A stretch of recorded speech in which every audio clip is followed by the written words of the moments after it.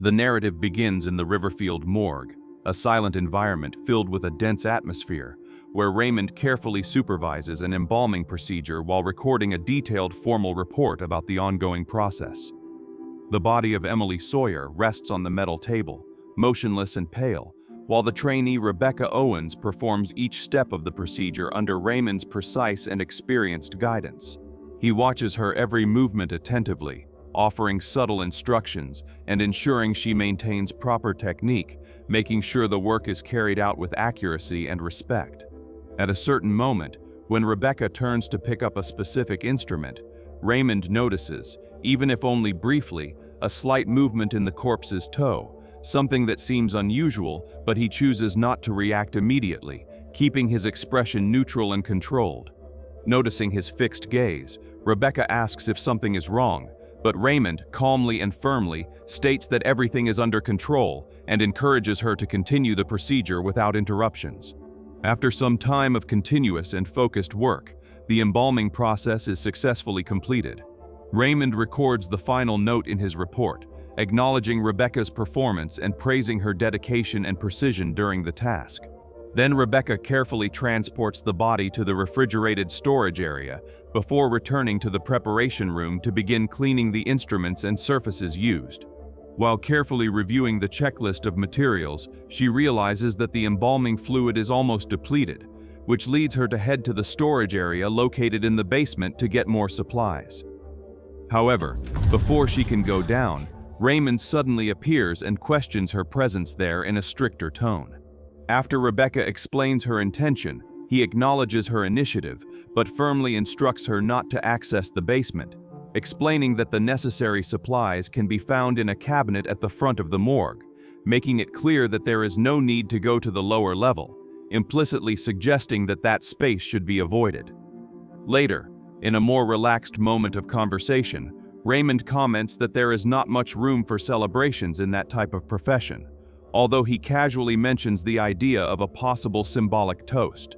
Rebecca politely declines, explaining that she does not consume alcoholic beverages.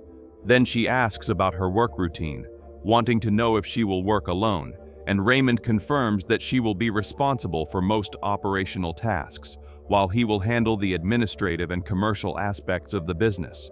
He adds that the schedule tends to be stable, mainly during the day, while he himself takes on the night shifts. Rebecca promptly offers to also cover the night period, showing initiative and commitment, but Raymond refuses the suggestion, stating that he does not want to overload her and recommending that she maintain proper rest before each shift. He then officially welcomes her to the team, marking the end of her first day of work. Later, Rebecca attends a support group meeting, where she shares her personal experiences with the other participants. During the meeting, she reflects on having completed 1 year of sobriety, acknowledging that she never imagined she would be able to reach such a significant milestone in her life. She recalls difficult moments from the past, admitting that she once lived in a self-destructive way, harming both herself and those who tried to help her. The group organizer, Kelly, recognizes her progress and gives her a symbolic 1-year token, representing her achievement and ongoing dedication to recovery. After the meeting, Rebecca meets her grandmother and expresses her gratitude for her presence, while her grandmother shows sincere pride, especially considering how much Rebecca has evolved after the loss of her father, an event that deeply marked her path.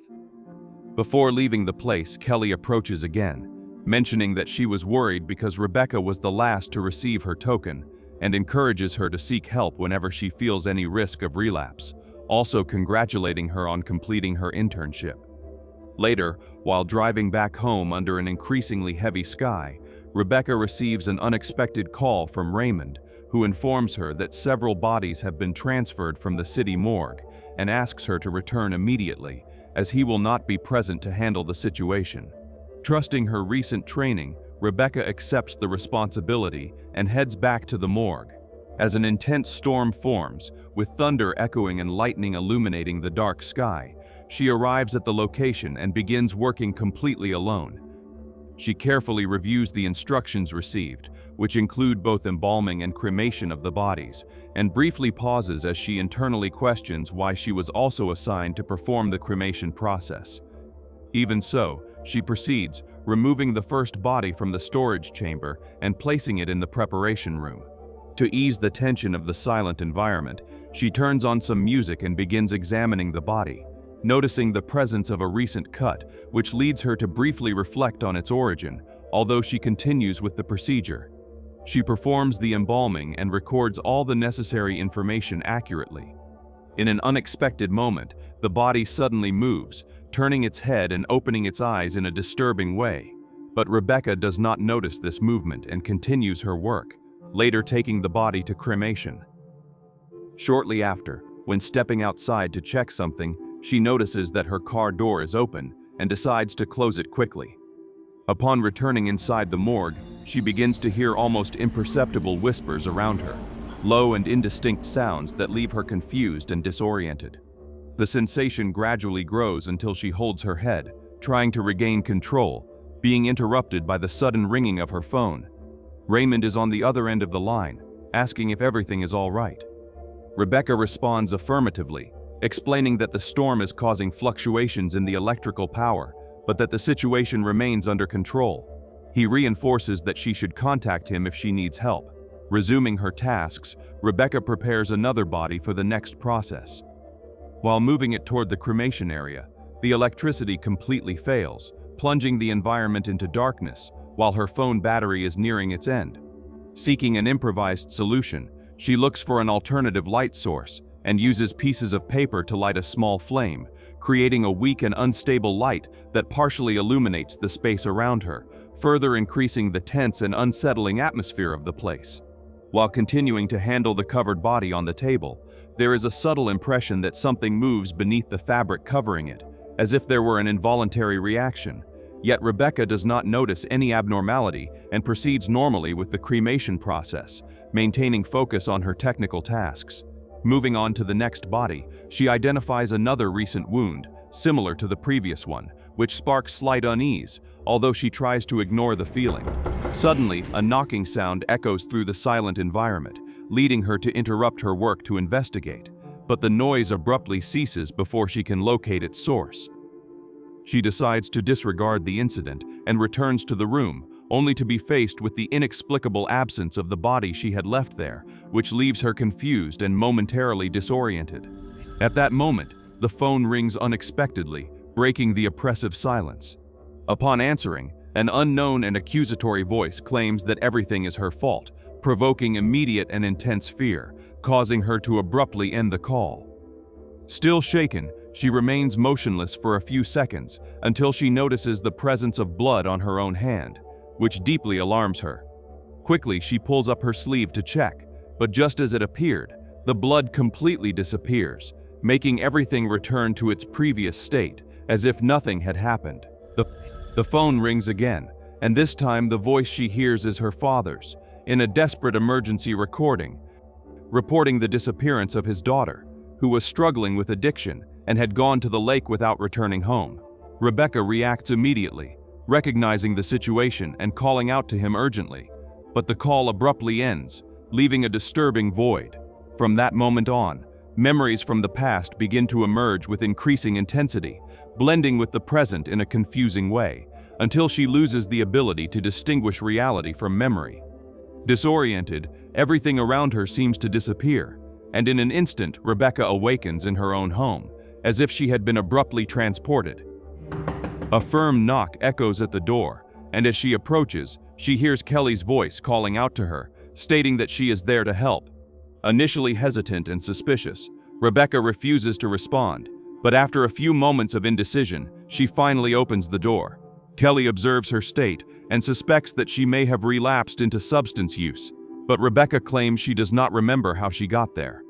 Kelly then asks if she also does not remember having called her earlier, suggesting starting over from the beginning, with a simple routine involving coffee and new support meetings.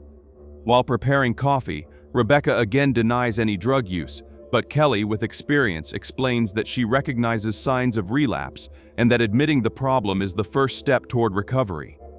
In a gesture of comfort, Kelly hugs her, but the embrace gradually becomes strange and too intense. As she tries to pull away, Kelly realizes that something is wrong, as Rebecca no longer shows natural behavior, as if she were being controlled by an external and unknown force. Suddenly and violently, Rebecca attacks Kelly, initiating a brutal fight. In desperation, Kelly tries to defend herself using a wine opener, but she cannot resist, being completely overpowered and falling lifeless to the ground. Moments later, Rebecca regains consciousness, horrified by her own actions, consumed by guilt and shock. Immediately, she calls Raymond and confesses that she has done something terrible. He asks for her location, and upon learning that she is at home, orders her to return to the morgue, stating that it would be the only safe place at that moment. Rebecca begins to suspect that Raymond is hiding important information and questions his intentions, especially for having left her alone earlier. He responds that he needed to confirm what was happening and promises to reveal everything in person. Even so, Rebecca no longer fully trusts him. Suddenly, Kelly's body begins to move, causing immediate panic. As she runs to leave, Rebecca finds Kelly standing in front of the door, apparently unharmed and alive, which fills her with absolute terror. Without hesitation, she flees to the car and drives straight to the morgue. Upon arriving, Raymond finally reveals that the entity responsible does not directly control its victims, but feeds on their fears, traumas, doubts, memories, and feelings of guilt, slowly weakening their minds until it can exert influence.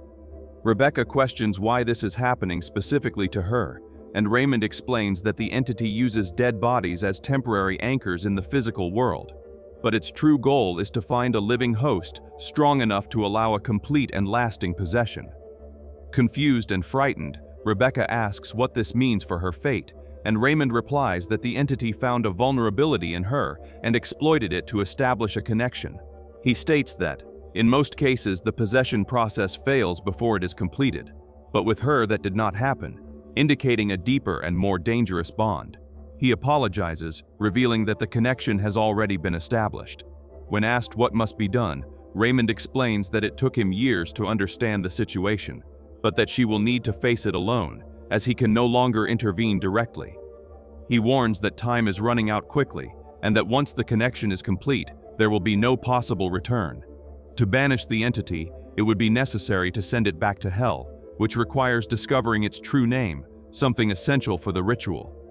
He then begins to show symbols and notes that help identify the origin of the entity in that infernal plane. Rebecca, still confused, questions how she could understand all of that, and Raymond realizes her inexperience, deciding to guide her step by step. However, before he can proceed, Rebecca is once again dominated by the entity and attacks Raymond with extreme violence. In response, he reveals protective symbols tattooed on his body, using them as defense to repel the supernatural force. Taking advantage of the opportunity, Raymond manages to escape, leaving Rebecca locked inside the morgue. She calls out to him desperately, but he has already left. The atmosphere around her transforms, becoming heavy and oppressive as a malignant presence begins to slowly approach. Trying to escape, Rebecca realizes that all exits are locked, intensifying her despair. In search of answers, she finds Raymond's notes on a table and begins to analyze them carefully. While reading, she hears her name being called insistently. Following the sound, she approaches a window and sees the figure of her grandmother outside, calling out to her. However, the voice quickly distorts, becoming accusatory and disturbing, stating that she deeply disappointed them.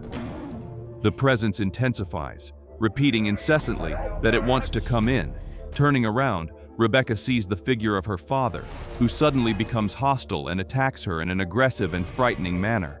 In a complete collapse of reality, everything around her fragments, and she regains consciousness only to realize that she was attacking herself during the episode, leaving a deep and painful cut on her own leg, evidencing the extreme level of influence the entity has over her mind and body. Rebecca advances with extreme caution toward the preparation room, controlling every step to avoid any noise that might reveal her presence in that silent and oppressive environment. Passing by the motionless body on the metal table, she quickly gathers some essential surgical tools and, remaining focused, begins to treat her own wound in an improvised manner, trying to contain the pain and bleeding without losing lucidity. Approaching the body again and attempting to make a cut with the blade, the corpse reacts suddenly and aggressively, as if it were alive, forcing Rebecca into a desperate confrontation to defend herself. With effort and determination, she manages to restrain it using a strong wire, tying it firmly to the gurney to prevent further movement. At that tense moment, the phone rings abruptly, breaking the silence. On the other end of the line, Raymond instructs her to follow his directions with absolute precision, without any deviation. He states that after choosing the appropriate body, Rebecca must cut her own wrist and offer her blood as part of the necessary ritual. Confused and hesitant, Rebecca questions why she has to use her own blood, and Raymond responds that it is essential for the procedure, instructing her to burn the body immediately after completing all the steps. Even with doubts, Rebecca decides to obey faithfully, executing each action as instructed, until finally incinerating the body. However, the result does not match what was expected, as nothing seems to happen, indicating that something is wrong. The environment around her begins to distort again, as if reality were fragmenting, and Rebecca finds herself lost for moments, struggling to maintain control of her own mind while repeating to herself that it is not real. After partially regaining her awareness, she contacts Raymond again, stating that she followed all the instructions exactly as indicated, but that the procedure failed. Raymond, surprised, states that that was the first time they had spoken since he left the morgue, and that he had been trying to contact her without success. Rebecca insists that she had already spoken with him, at which point Raymond realizes that she has been deceived by the entity. Quickly, he instructs Rebecca to go down to the storage room on the lower floor, find certain tapes, and strictly follow what is recorded on them. The call ends abruptly. Determined, Rebecca locates the tape and plays it, watching the recording attentively. In the video, Raymond explains that to discover the entity's true name, it is necessary to burn specific strips containing letters, thus revealing hidden sigils that must be marked and applied to the correct body. He emphasizes that the ritual will only be complete with the use of an essential reagent, which is the blood of someone possessed, used to seal the entity before incineration, preventing its escape. The recording shows a woman named Valerie tied to a wooden box, while Raymond explains that he uses her blood as the reagent precisely because she is possessed, apologizing as he states that there is no other way to contain it. Absorbing the information, Rebecca examines the notes left behind and begins the search for the sigils scattered throughout the morgue.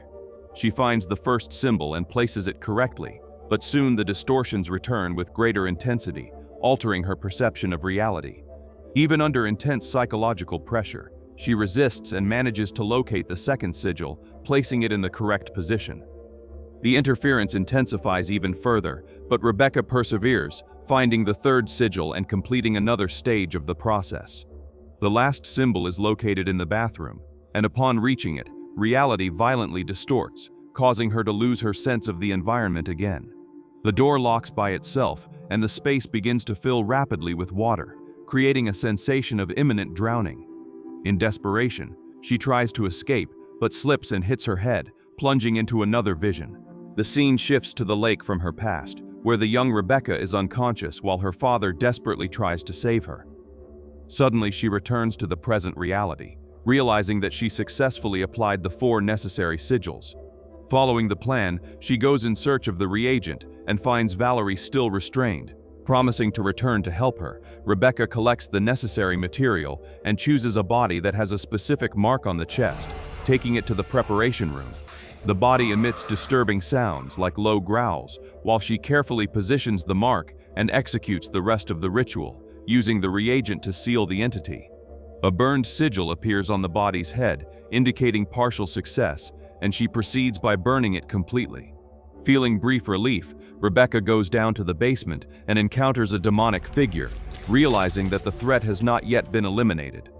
The voices around her intensify, denying any sense of victory and pushing her again into a state of mental confusion. She is then transported to the past, where she sees her younger self in front of her father's lifeless body, reliving the trauma with painful intensity. Upon returning, she sees her father again, this time in a calmer form, offering words of comfort. Even so, Rebecca remains dominated by guilt, believing she is responsible for his death during the rescue. This memory remains as an open wound in her mind. Her father insists that she must leave that pain behind, explaining that reliving that moment repeatedly only prolongs the suffering and prevents any possibility of peace. He asks her to allow the dead to rest, freeing herself from the emotional burden. Upon awakening again, everything around her gradually disappears, bringing her back to the present. She then hears Valerie crying for help and runs to her, unlocking the place where she was trapped. Valerie initially hugs her, but soon her expression changes, and her voice distorts, calling Rebecca in an aggressive and hostile way. Suddenly, she becomes violent and attacks her. At that critical moment, Raymond intervenes using symbols marked on his own body, managing to subdue Valerie and restrain her again in the wooden box. Later, on the upper floor, Raymond explains that Valerie was already possessed and that her blood was used as a reagent to prevent the entity from escaping. Rebecca questions whether the same will be done to her, but Raymond calmly denies it, explaining that Valerie had been dead for a long time, but that without her the reagent would not exist. He states that in certain situations, terrible actions are necessary to prevent even worse consequences. He then asks Rebecca to join him, saying that he has been trying for years to find a solution to reverse this process, and that together they could advance toward that goal. Rebecca refuses the proposal, but Raymond insists that she stay and learn, arguing that that is the only place where she is still relatively safe, because once she leaves, the entity will pursue her again. He states that understanding the dark side is essential, because the more it is understood, the less power it will have. Rebecca, still shaken, steps outside and observes children playing normally, but soon notices the presence of the entity watching from a distance. Raymond's voice echoes in her mind, and overcome by the understanding of the ongoing danger, she slowly turns and decides to return to the morgue, accepting that that cycle had not yet come to an end, and that her struggle was far from over.